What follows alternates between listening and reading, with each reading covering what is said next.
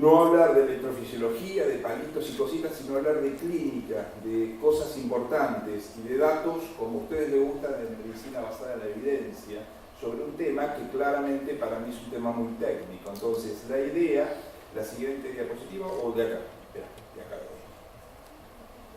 a ver si sale. Perfecto. Los primeros estudios en relación es el estudio SOL, que fíjense que la relación entre la fibrilación auricular y la insuficiencia cardíaca, que ustedes lo saben mejor que yo.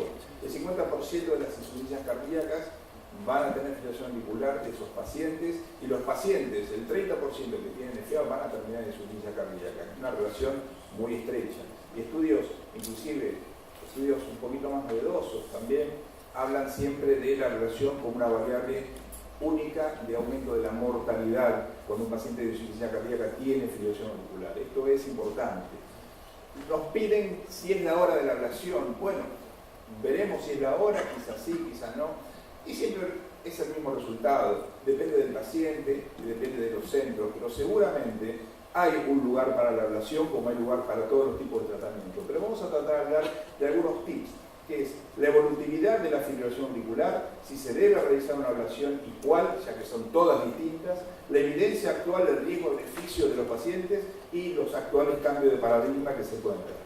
Cuando uno habla específicamente de la fibrilación auricular, esto es importante, los tipos de... A ver si sale, ¿no?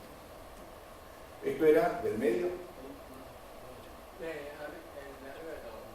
Ahí. Los tipos de fibrilación auricular nos van a determinar las técnicas y evidentemente las efectividades y las complicaciones que podemos tener. Entonces, nosotros en general hablamos de FA paroxística y persistente como una especie de combo, y otro grupo más de permanentes, de long standing, como una clasificación ya pasada de su propia fisiopatología, con lo cual va a hacer de que seguramente a medida que nosotros tengamos en una curva la carga clínica, el tiempo de evolución, vamos a tener una aurícula distinta y tipos de fibrilaciones auriculares distintas, con lo cual cualquier tipo de procedimiento va a ser más tarde, cuanto más tardío va a tener más recidivas y más complicaciones. Entonces, ¿cuál es el determinante básicamente acá? Seguramente va a ser la fibrosis.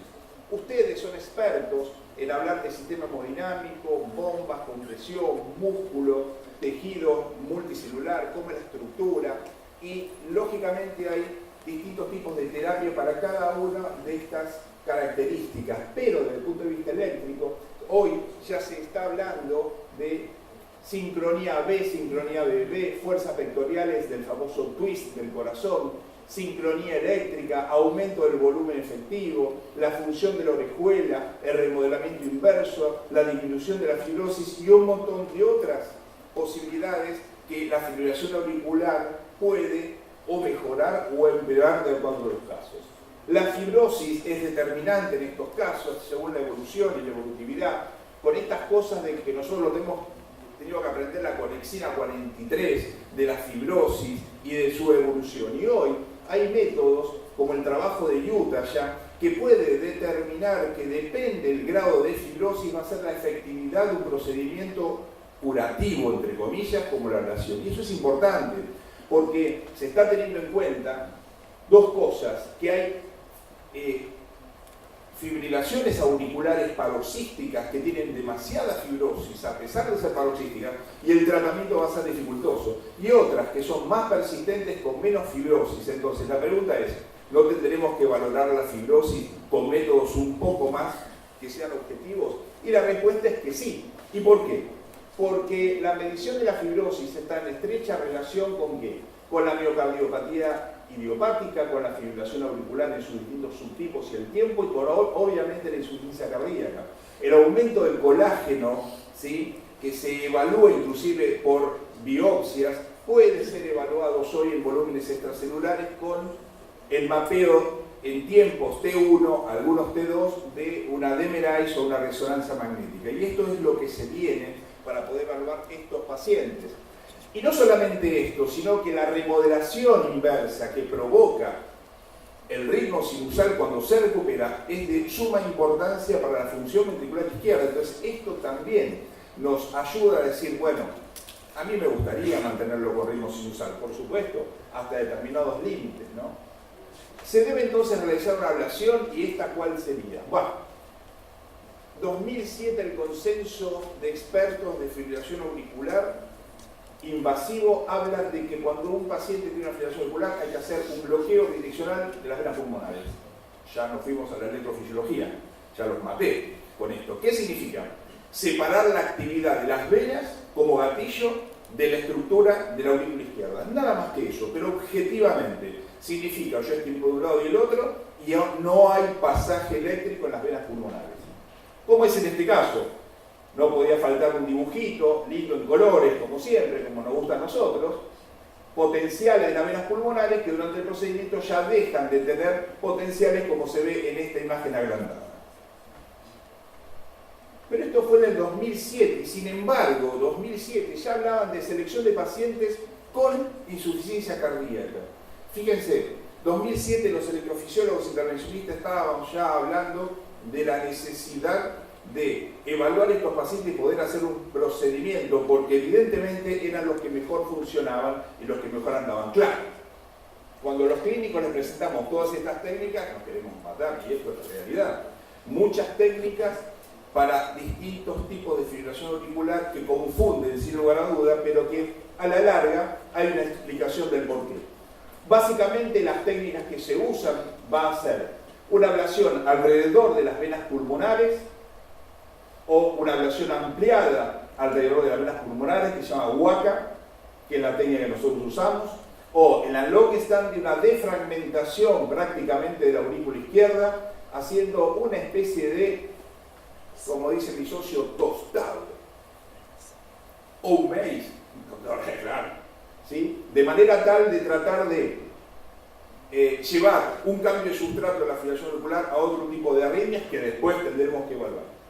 Pero sin lugar a duda, cuando uno habla de este tipo de ablaciones, tiene que entender de que hay un sustrato fibrótico que va a hacer que cada uno de los gatillos que tengamos que sacar, de los plexos que tengamos que modificar, de las líneas que tengamos que hacer, es un combo donde realmente es para muy pocos pacientes y para muy pocos centros, dada la alta complejidad de esto. Lo que sí es cierto es que cuando en todos los trabajos se suman procedimientos, el paciente funciona mejor y anda mejor. Jamás se puede hacer en un solo procedimiento. ¿Por qué? Porque sería someterlo al paciente en una línea de todas las técnicas sumatorias. Por eso es que se terminan haciendo muchos procedimientos si es que realmente vale la pena en un paciente específico. Vuelvo a insistir, no estamos hablando de una FA paroxística, sino de una FA long standing, pero que si tiene insuficiencia cardíaca, posiblemente valga la pena. ¿Y cuál es la evidencia actual? Porque podemos decir que sí o que no, pero en medicina basada en la evidencia. Metaanálisis del 2018 habla de que mejora la mortalidad, las reinternaciones disminuyen y no hay más eventos de accidentes cerebrovasculares, con lo cual es un primer punto. Sin embargo, hay parámetros anatómicos que mejoran, parámetros de clase funcional que mejoran en cada uno de los estudios. Como se pueden ver en esta lista, nosotros no somos de analizar, como lo hacen ustedes, tan científicamente, pero nos gustan algunas cosas, como por ejemplo el estudio PAVA, que mejoró el error de la film porque optimizó el tipo de tratamiento de control y de frecuencia, y en este estudio se ve cómo claramente la ablación, aislamiento de venas pulmonares es mucho mejor que la ablación del nodo con la colocación de un cardiofibrilador, con el sincronizador que pueda estar optimizado. Otros estudios han demostrado que si el paciente, un estudio español muy interesante, si tiene taquicardiomyopatía, esos pacientes son de elección principal. Claro, si yo tengo una arritmia que provoca disfunción ventricular y la puedo mejorar, seguramente esos pacientes van a mejorar. Pero no solamente esto, sino que también mejoran los pacientes que no han tenido taquicardiomyopatía. Este es el grupo español de Luis Montt, en un trabajo realizado hace ya un par de años. El estudio CAMTAF también demostró exactamente lo mismo, si bien eran pocos pacientes, 24 y 26, pero hay algo que sí es interesante que demostró en dos tiempos. Uno, que en el primer mes mejoraba el consumo de oxígeno de los pacientes con ritmo sinusal y que luego de los 2 meses había una mejoría de la fracción de eyección. Pocos pacientes, pero interesantes desde el punto de vista fisiopatológico. Otros estudios, el ATAC, otro estudio randomizado, ablación versus amiodarona en pacientes con baja fracción de eyección y cardiodefibriladores, y fue el primer estudio que comenzó a demostrar la mejoría de la mortalidad, con un long rate de 0.037. Esto es uno de los primeros estudios allá en el 16. Luego vino el CAMERA, estudios importantes, que demostró que mejoró la fracción de eyección, el volumen minuto, el BNP, que ustedes le dan muchísima importancia, y todos los pacientes que fueron sometidos y se mantenían en ritmo sinusal, mejoró de forma significativa. Otros estudios luego fueron el metaanálisis, donde no solamente habían mejorado, sino que habían mejorado la fibrosis. Y este es el metaanálisis nuevo del mismo estudio realizado en el 2018, y esa fibrosis es una fibrosis del ventrículo izquierdo. Por supuesto que ustedes lo conocen, el estudio de Marouche, del Castel, donde muestra los cambios y la mejoría de la mortalidad en estos pacientes. Básicamente, este estudio fue finalizado por la diferencia que había entre drogas versus la ablación. Luego de esto vino el estudio Cabana, que hay que mencionarlo porque no es lo mismo intención de tratar, intención de tratar versus el tratamiento real, por lo menos para nosotros cuando estamos tratando específicamente un paciente. La pregunta es si nos vamos a subir al tren, porque está difícil.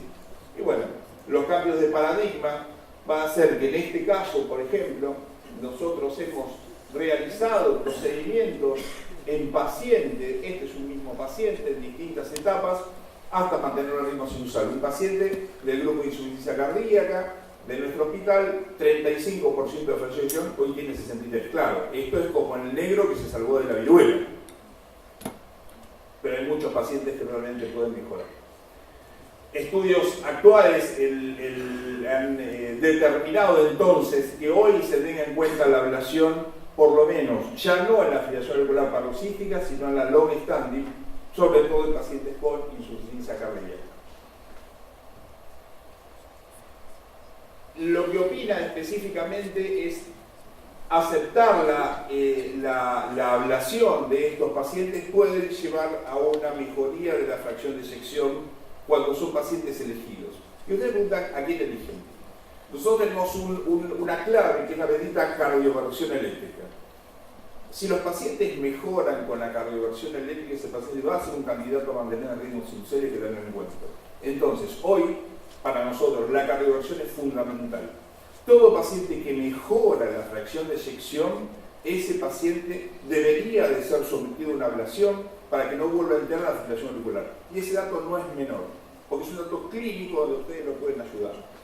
Y yo me pregunto entonces, para finalizar, si para mejorar los síntomas y calidad de vida exponemos a los pacientes con fibrilación auricular paroxística refractarias a drogas, guía 1A, a estos procedimientos, ahora, luego del Castel y de los restos de los estudios en pacientes con insuficiencia cardíaca y FA, con evidencia de la mejoría de la FEI, del volumen, del BNP, de la clase funcional y, según por lo menos el Castel, de la mortalidad, no vamos a hacer el mismo procedimiento con la misma mortalidad, que es del 2 en 1000 y 5% de complicaciones severas por lo menos. Entonces ahí cabe la pregunta. Muchas gracias.